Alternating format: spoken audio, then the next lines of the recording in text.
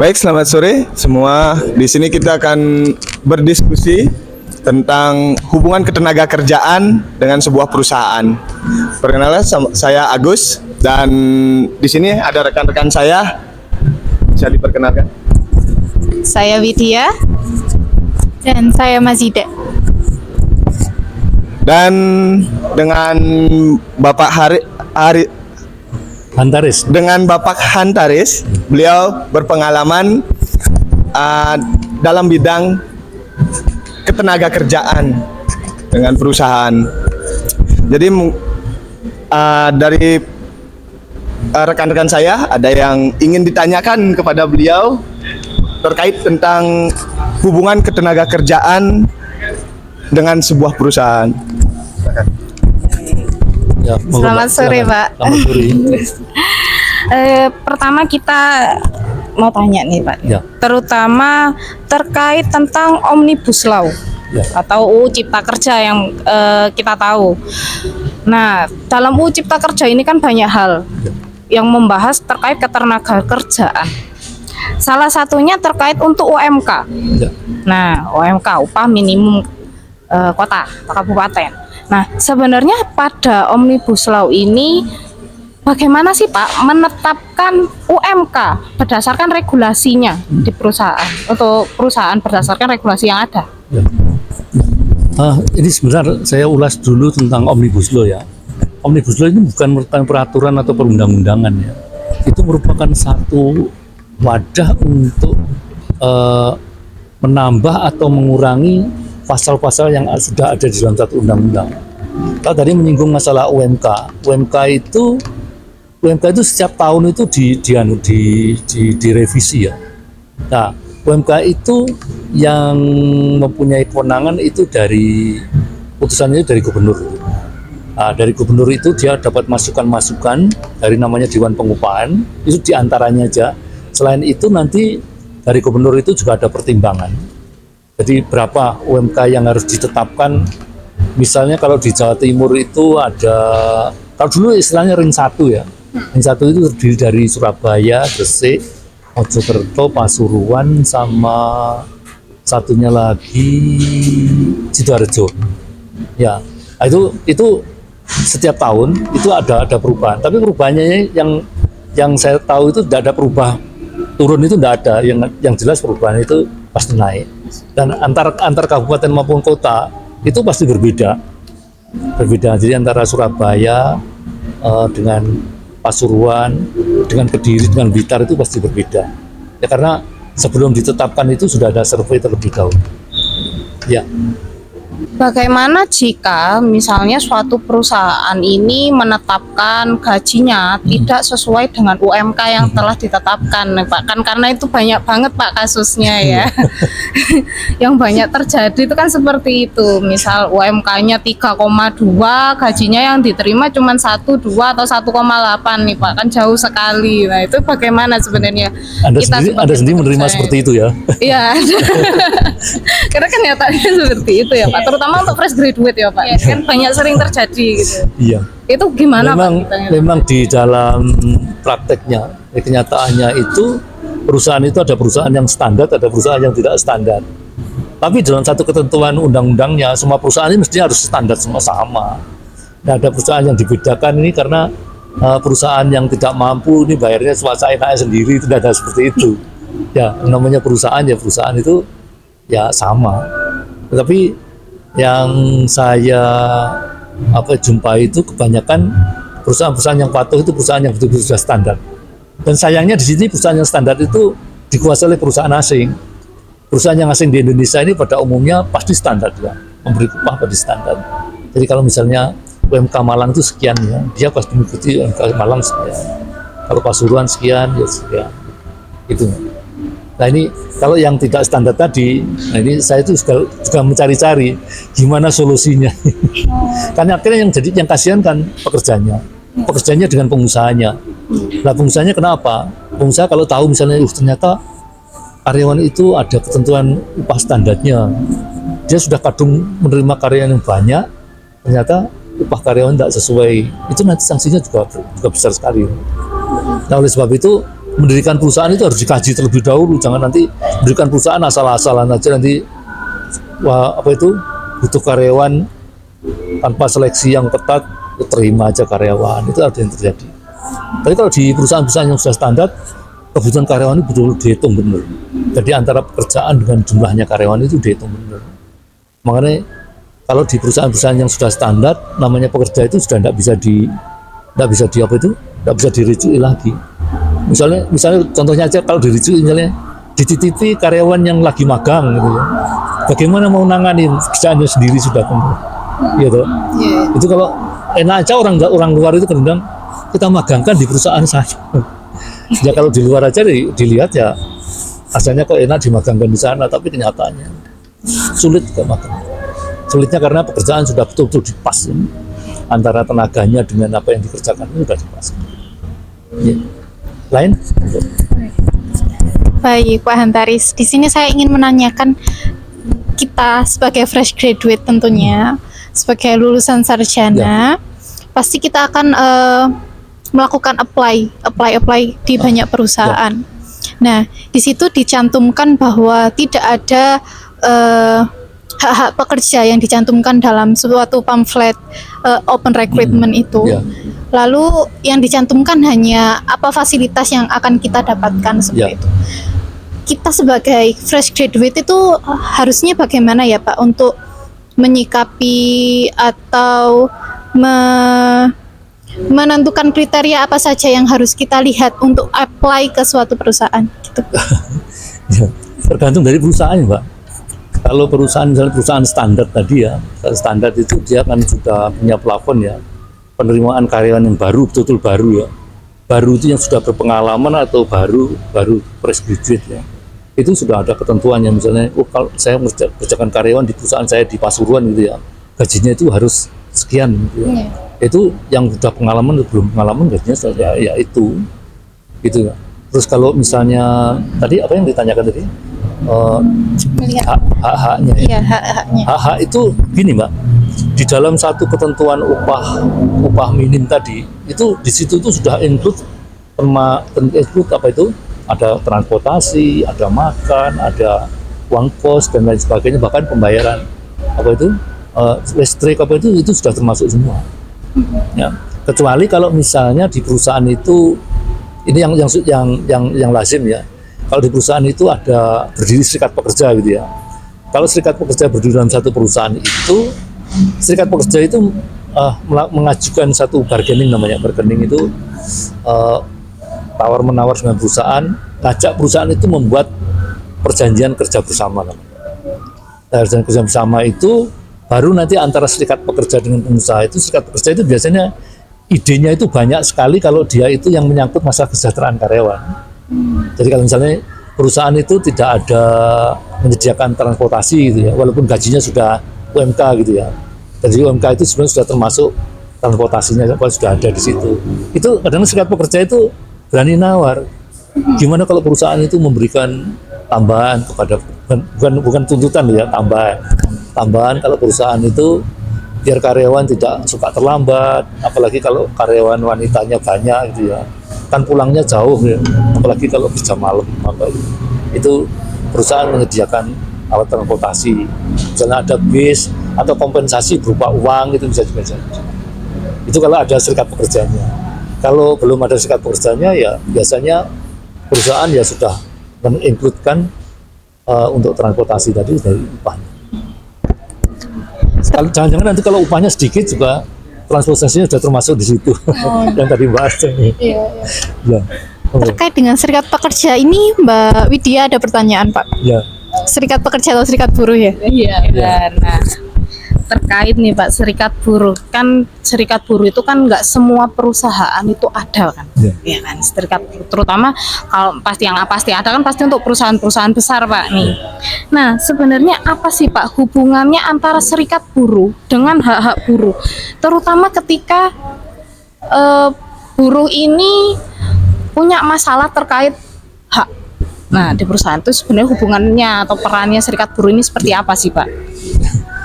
Serikat buruh ini sebagai wadah dari karyawan-karyawan yang tergabung di dalam anggota serikat buruh. ingat loh, serikat buruh itu ada dua, ada serikat pekerja, ada serikat buruh. Ya boleh dari dua-duanya jadi pakai. Ya, serikat buruh ini kalau di Indonesia banyak sekali. Ada serikat pekerja juga banyak, serikat buruh juga banyak. Salah satunya misalnya SPSI. Kalau yang buruh misalnya SBSI, ada situ. Nah, dari situ mereka itu biasanya aktif sekali untuk, terutama itu untuk kepentingan anggotanya. Anggotanya berarti pekerja. Nah, dari aktivitasnya dia itu lebih memperhatikan kepada anggotanya, sehingga kalau anggotanya itu terjadi satu perselisihan misalnya, selang pendapat, itu nanti dari serikat pekerja itu bukan pada umumnya ketentuannya dia itu ikut mendampingi. Jadi kalau terjadi perselisihan itu ya, nanti si Mbak ini datang ke serikat pekerja, saya ada terjadi perselisihan seperti ini. Nah, serikat pekerja nanti akan membantu bagaimana untuk memediasi si pekerja yang lagi perselisihan. Karena perselisihan masalah ketenagakerjaan itu tidak hanya di perusahaan aja. Kalau misalnya antara pengusaha dengan pekerja masih belum bisa menerima, itu bisa naik lagi ke dinas ketenagakerjaan. Nah, dari dinas ketenagakerjaan itu, kalau misalnya nanti belum terjadi satu titik temunya, masih bisa naik lagi ke namanya PPHI. PPHI itu Pengadilan Penyelesaian Perselisihan Hubungan Tenaga Kerja dan Perburuan. Itu kalau di Jawa Timur satu di Surabaya aja. Nah, di situ terjadi perselisihan. Nah, dalam satu perselisihan itu nanti siapa yang menang antara pengusaha dengan pekerja itu. Kalau misalnya yang menang pekerja, maka pengusaha wajib untuk memenuhi apa yang jadi tuntutannya pekerja. Tapi kalau pengusaha yang menang, ya pengusaha tidak perlu memenuhi apa yang dituntut oleh pekerja. Ada sebuah studi case, ada studi kasus. Ya.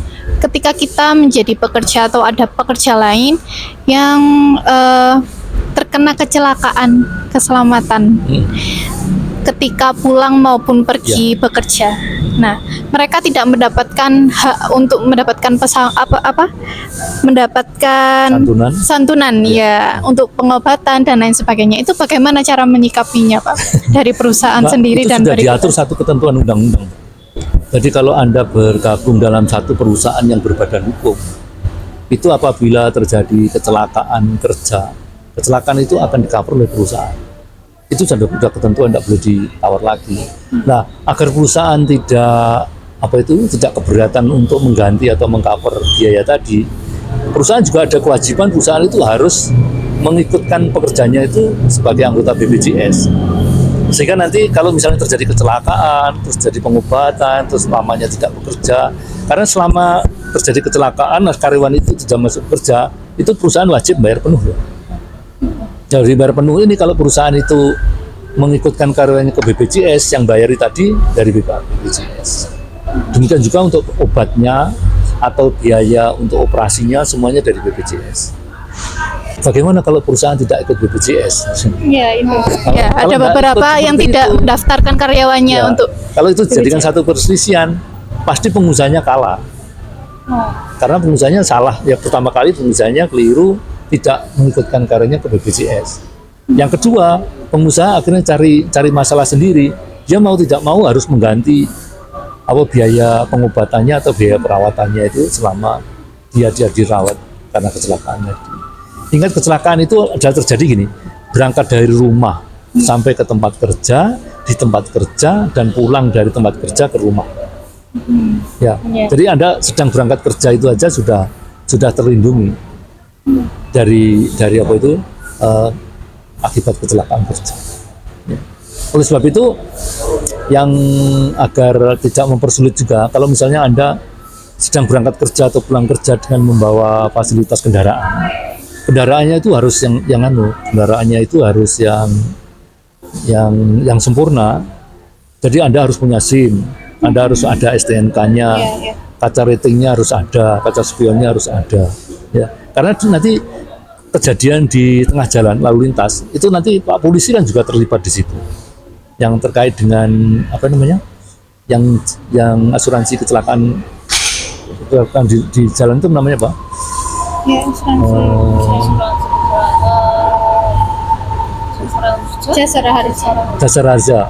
Jasara harja itu pasti nanti musutnya dari situ juga. Kalau Anda misalnya tidak punya SIM, ya Anda tidak akan dapat kompensasi. Makanya ini satu ketegasan juga perusahaan. Kalau misalnya perusahaan membolehkan karyawannya itu berkendaraan sepeda motor, perusahaan harus menekankan juga sepeda motor itu harus dilengkapi dengan punya SIM, ada STNK-nya. Karena itu untuk memudahkan dirinya. Ingat tuh ya, berangkat kerja, tempat kerja, dan pulang kerja. Seumpama Pak, ketika kita tidak mendapatkan BPJS ketenagakerjaan maupun kesehatan dari suatu perusahaan dan kita mendaftarkan sendiri, itu apakah diperbolehkan ya? Ya Anda terlalu baik.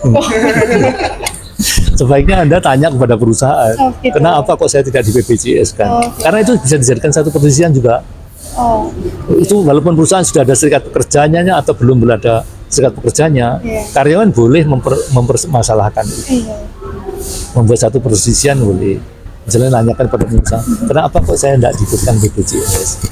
Pada aturannya di dalam ketentuan Undang-Undang Ketenagakerjaan, setiap karyawan yang bergabung dalam satu perusahaan dan perusahaan itu berbadan hukum, karyawan itu diwajibkan untuk diikutkan BPJS. Gitu. Ya. Berarti itu adalah suatu kewajiban bagi perusahaan ya Pak? Wajib perusahaan. Iya. Berarti jika perusahaan tidak memenuhi, berarti itu perusahaan mendapatkan penalti seharusnya seperti itu. Jangan dulu lah, Oh, kasih peringatan dulu. baik ya. Karena apapun yang terjadi kan di situ tempat Anda bekerja ya. Oh iya. Bekerja. Sebaiknya ditanyakan aja dulu. Kalau memang sudah bandel, kadang-kadang banyak juga petugas dalam satu perusahaan itu takut dengan pengusahanya. Sebenarnya jangan takut dengan pengusahanya, takut dengan ketentuan Undang-Undang Ketenagakerjaan kan ada mengatur. Jadi apa yang sudah diatur oleh undang-undang itu yang wajib untuk mematuhi, selain pekerja, pengusaha pun juga harus patuh. Terus nanti pengusahanya apa itu berani melanggar, kalau karyawannya tidak berani melanggar itu kan namanya tidak adil. Ya, gitu. Ketika seseorang baru bekerja di sebuah perusahaan, nah ya paling lama dia baru masuk 6 bulan. Kira-kira itu dapat THR nggak Pak? Jadi mungkin banyak orang yang ingin bertanya, saya baru bekerja, sekarang semua yang senior dapat THR, saya dapat nggak ya? THR itu wajib, Mas. Wajib. THR itu wajib. Jadi THR itu wajib diberikan kepada karyawan yang pada jatuh pada hari raya itu karyawan itu masih berstatus sebagai karyawan di situ. Nah, besarnya THR itu karyawan itu dengan masa kerja 1 tahun lebih berapa aja, lebih 10, lebih 20, lebih 25 tahun, itu besarnya 1 bulan gaji.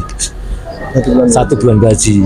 Nah, terus pertanyaannya kalau misalnya kalau di bawah 1 tahun, tapi waktu itu melewati THR, ya itu boleh juga. Tapi cara ngitungnya begini, kalau misalnya Mbak baru 5 bulan di situ ya, terus menjelang itu hari raya, haknya masih dapat. Berapa besarnya ngitungnya? 5/12 kali THR-nya. Karena 5 bulan. Kalau Mas ini misalnya kerja sudah 8 bulan, ya 8/12 kali upah sebulannya itu. Upah sebulan itu harus definitif. Jangan upah sebulan itu berubah-ubah, enggak. Jadi ada pengusaha yang bayar karyawannya itu upah sebulannya itu kadang-kadang tinggi, kadang rendah, itu jangan dipakai. Yang dipakai yang tetap aja. Jadi upah itu ada 2 macam, ada upah tetap, ada upah tidak tetap.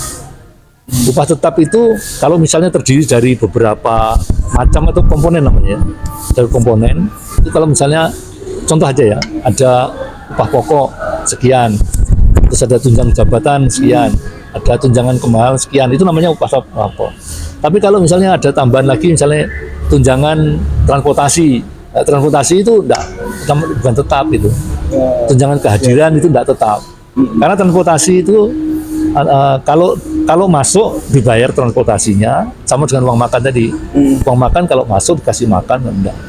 Karena ada beberapa tidak masuk, pengusaha wajib untuk bayar. Contohnya apa?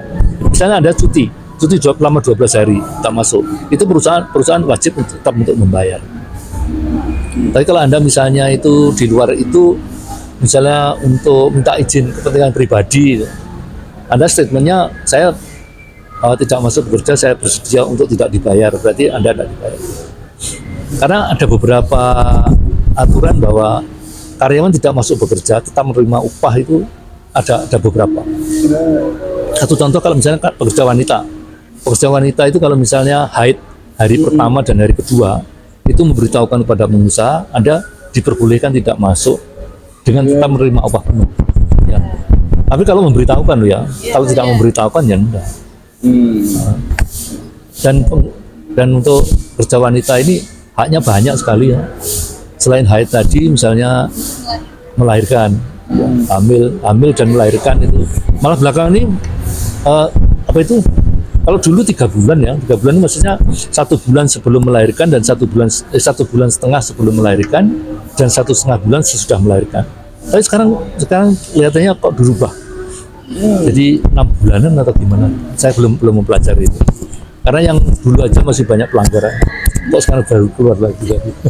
Semoga ini menjadi pedoman bagi kami, sebagai pembelajaran bagi kami, dan intinya bagi semuanya never stop learning. Apapun itu, tetaplah terus belajar, jangan pernah berhenti belajar.